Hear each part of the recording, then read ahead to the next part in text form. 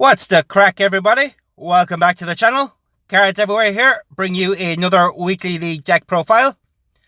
So I've gone with a space deck to start off the week with an Exploring the Stars theme in it, and then a few support cards for the deck as well. So I'll give a quick rundown and we'll jump into a game. So first up is Hydra Constellation. On the draw, this card loses 23 power permanently. 3 random cards in your hand gain 14 power permanently, and your Greek mythology cards, wherever they are, gain 9 power permanently. Next I've got Hyperion Proto Supercluster. It is a fusion. On the return, for every space card in your deck, this card gains 5 power until played. Next we've got VFTS 102. At the start of a turn, this card loses 20 power until played. And on the return, if your deck has 7 or more space cards, your Exploring the Stars cards, wherever they are, gain 18 power until played. Next we've got Terminator. On the draw, this card gains 40 power permanently. And on the return, if it's the last turn of a round, this card costs -2 energy permanently. Next is HD. At the start of a turn, this card loses 50 power until played, so we'll be playing this right away. Next we've got Supermassive Black Hole. On the return, for every non-space card in your deck, give your space cards, wherever they are, +3 power until played. Next is Matt Moons. On the draw, your space and science cards, wherever they are, gain 13 power permanently. On the return, your space and science cards, wherever they are, lose 13 power permanently. An opponent's random card in hand burns 34 for 2 turns. And your match card, wherever it is, gains 28 power until played. Next is Eris. On the draw, your space cards, wherever they are, lose 10 power permanently. And then on the return, your space cards, wherever they are, gain 20 power permanently. So we want to try and rotate this card 2 or 3 times if we can. Next is Andromeda. On the draw, your space cards in hand cost -3 energy this turn. This card can come in a little bit handy, as the energy does get out of hand on some turns. Next is Kepler's Supernova. On the play, a random other space card in your hand gains 48 power until played. Then we've got D.I. Chamelontis. On the play, if your deck has 4 or more Exploring the Stars cards, this card gains 40 power this turn. And then on the return, this card costs -4 energy permanently. And the last of these space cards is Steven's Quintet. On the draw, your cards in hand with 7 or more base energy gain 22 power and cost -3 energy this turn. Next we've got the non-space cards. First up, Rapunzel. On the play, if your deck contains a card from every album, your cards in hand gain 30 power this turn. Next is General Sherman. On the play, your opponent's cards, wherever they are, with 50 or more base power, lose 30 power this round. Very, very good card for this week. Next, I've gone with Loch Ness Monster. On the return, your opponent's remaining cards in hand lock next turn. There is more powerful paleontology cards you could use for this deck, even Arthropreneur or something like that, but I've decided to go with a little bit of disruption. I found it works quite well and does annoy the opponent. Next up is an old card, Dark Web. On the play, for each card in your opponent's deck with a base power of 60 or more, up to a maximum of 5, your cards, wherever they are, with 60 or more base power, gain 3 power permanently.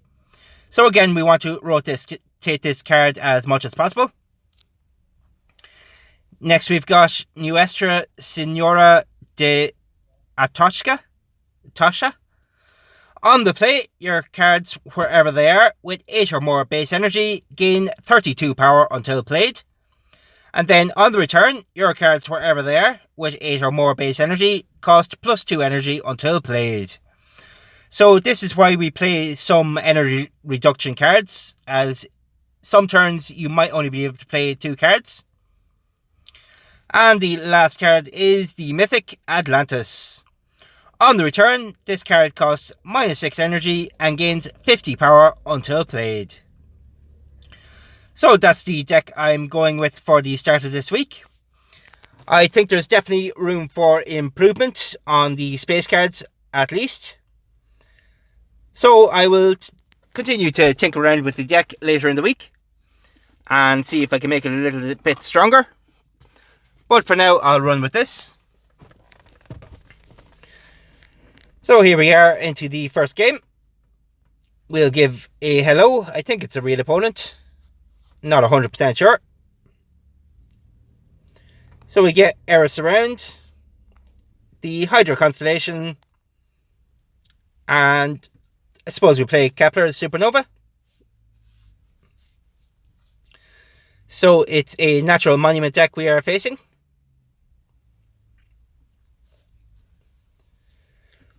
I'm still on the fence about Hydra Constellation. I might take it out for another Exploring the Stars card. It is permanent boost to some of our cards, so it's still a decent card. So we go with VF, the Supercluster, and I suppose we'll get Stephen's Quintet around.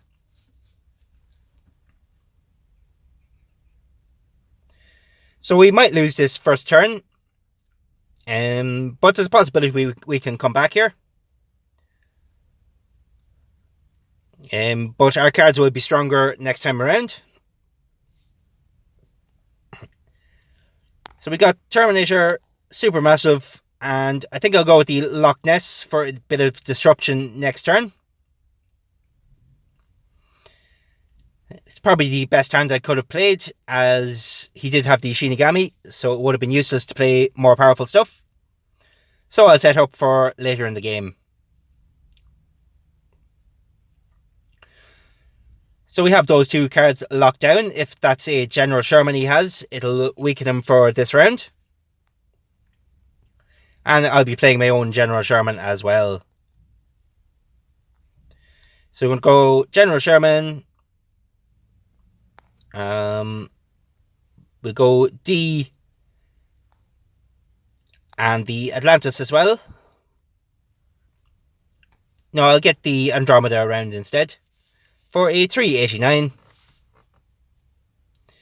And with the General Sherman, I think we'll be safe enough.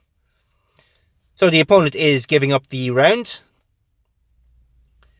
He probably had limited cards he wanted to play. So that means I can get around some of the weaker boosting stuff this round. So we go with the HD, the Dark Web, and the Nostura. So it was a General Sherman that I locked down, so that really did help out that turn. So I do find it a useful card at times. Overall, Loch Ness is not the best mythic going, but it's still half decent.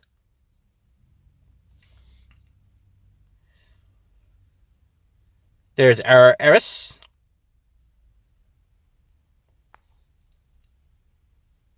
So we get Eris around with the Hydra and D for a 385.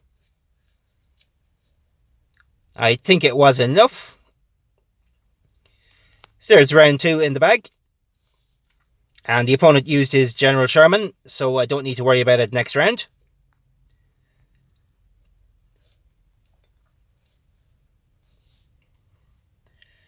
So here we go into round 3. So I'm going to get Fee, Mash and Rapunzel out for a 557 start.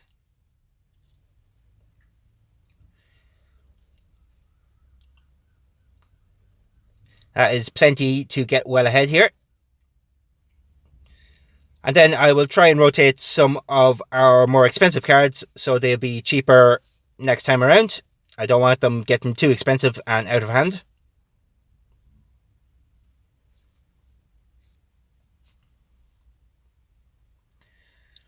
There is Stephen's Quintet. Very, very good card. So I think I'll get it around now with the Supermassive Black Hole.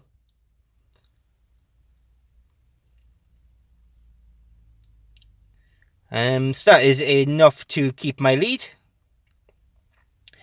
And depending on what we draw next turn, I might save our Terminator and Proto Supercluster for the next turn, or for the next round. Which I think I will do. So we're going to go Andromeda, Atlantis, and Loch Ness, and see if we can lock down his cards again. So hopefully he doesn't hit, well, he hit the most powerful card he could have. Luckily, we still had enough to stay in the lead. So we did win that round. And now we lock down his 2 cards in hand for next turn. So hopefully we can get a head start on them. And we have the arena advantage this round as well.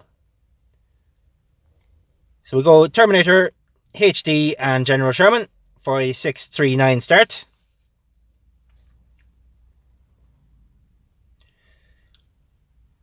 So Sherman will be doing plenty of work for us this round. And the opponent already used the Jet card, so he'll be at a disadvantage now. He does have the Tetsudo formation, but hopefully that's not enough for him to come back.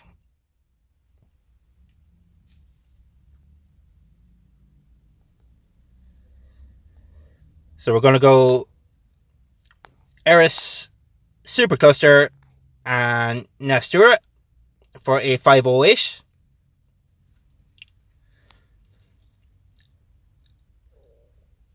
So we are still in the lead by a good 250 or so. Or, well, under 200, but still plenty of room there for winning. Let's see here, what's the best hand we can make? So, V, D, and probably Matt Munns for a 644. The opponent had a powerful hand as well, but ours was just enough to get the victory. So that's the deck I'm starting off with this week, guys. It's been doing well for me. I haven't lost yet, but I still think there's plenty of room for improvement, especially on these space cards. So if you have any suggestions for this deck, do let me know down in the comments. And if you enjoyed, don't forget to like and subscribe. And I'll be back to you later in the week with more deck profiles.